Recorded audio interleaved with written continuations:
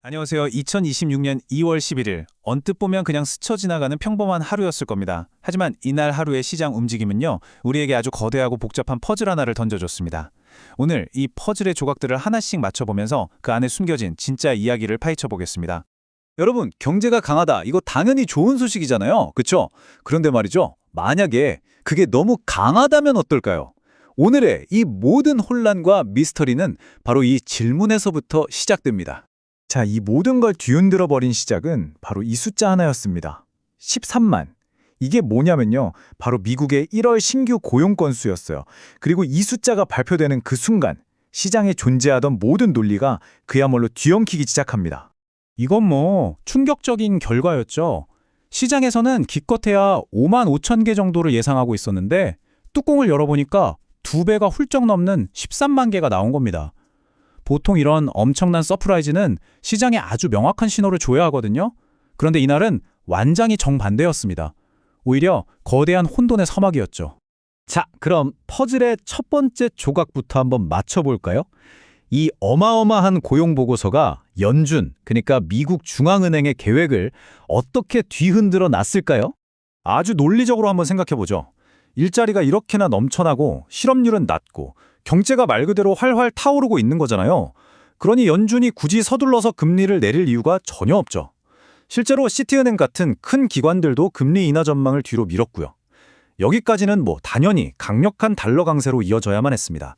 하지만 과연 시장이 그렇게 단순하게 움직였을까요? 바로 여기서부터 오늘의 진짜 미스터리가 시작됩니다. 단순한 경제 상식으로는 정말 도저히 설명이 안 되는 현상이 벌어졌거든요. 바로 이겁니다. 시장의 모순이 여기에 딱 담겨 있죠. 보세요. 여러 주요 통화 대비 달러의 전반적인 힘을 보여주는 달러 인덱스는 분명히 올랐어요. 달러가 강했다는 뜻이죠. 그런데 유독 일본 엔화하고만 비교하면 달러 가치가 오히려 폭락을 해버렸습니다. 강한 동시에 약하다? 아니, 이게 말이 되나요? 도대체 어떻게 이런 일이 가능했던 걸까요? 이 복잡한 퍼즐을 푸는 열쇠는 딱 세 가지였습니다. 첫째, 미국 국채금리가 하루 종일 롤러코스터를 타면서 시장 전체를 불안하게 만들었고요. 둘째, 일본에서는 갑자기 차기 총리 후보로 거론되는 한 정치인의 강경 발언, 이른바 다카이치 트레이드라는 게 나타나면서 엔화의 매력이 갑자기 확 높아졌습니다. 그리고 마지막으로 이 모든 게 뒤섞이면서 투자자들이 강력한 미국 경제와 불안한 세계 정세 사이에서 팽팽한 줄다리기를 벌인 거죠.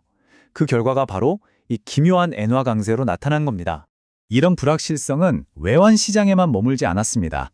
투자자들의 이 불안감은 곧장 원자재 시장으로 불길처럼 번져나갔습니다. 보세요. 대표적인 안전자산들이 일제히 급등했습니다. 은은 무려 5% 넘게 올랐고 금과 유가도 크게 뛰었죠. 이건 시장이 불안감을 피해서 안전한 곳으로 지금 돈이 몰려들고 있다는 아주 명백한 신호였습니다. 그럼 왜 이렇게 원자재 가격이 뛰었을까요? 여기에도 여러 글로벌 이슈가 얽혀 있었습니다. 중동에서는 미국하고 이란의 갈등이 점점 심각해지면서 유가를 밀어 올렸고요. 투자자들은 연준이 다음에 뭘 할지 도무지 예측이 안 되니까 일단 금 같은 귀금속으로 몰려간 거죠. 심지어 이런 무역 긴장 때문에 프랑스 와인 수출이 3년째 줄어드는 걸 보면 실물 경제에도 이미 경고등이 켜진 상태였습니다. 바로 이런 복잡한 상황 속에서 월가의 거물 투자자죠. 데이비드 아인호는 연준은 결국 금리를 내릴 수밖에 없을 거다. 그래서 우리는 금에 투자한다고 강력하게 주장했습니다. 하지만요, 바로 그와 동시에 연준 내부에서는 완전히 정반대의 목소리가 나왔습니다. 캔자스시티 여는 총재는 아직 인플레이션이 높아서 금리 인하를 생각하기엔 너무 이르다고 딱 선을 그었죠. 보세요. 전문가들 사이에서도 의견이 이렇게 극명하게 엇갈리고 있는 겁니다. 이 상황 자체가 시장의 변동성을 키우는 거죠. 자, 그럼 이 모든 혼란과 엇갈리는 신호들 속에서 실제 투자자들은 어디에 돈을 걸었을까요? 월스트리트라는 거대한 점수판, 바로 주식시장을 한번 들여다보겠습니다. 특히 요즘 가장 뜨거운 분야, 바로 AI 섹터를 보면요, 아주 명확한 흐름이 보이기 시작했습니다. 승자와 패자가 갈리기 시작했다는 거죠. 승자와 패자가 정말 명확하게 갈렸습니다. UBS는 엔비디아의 손을, 모건 스탠리는 마이크론의 손을 들어줬죠. 반면에 오라클이나 유니티에 대해서는 부정적인 전망이 나왔습니다. 이건 아주 중요한 신호예요.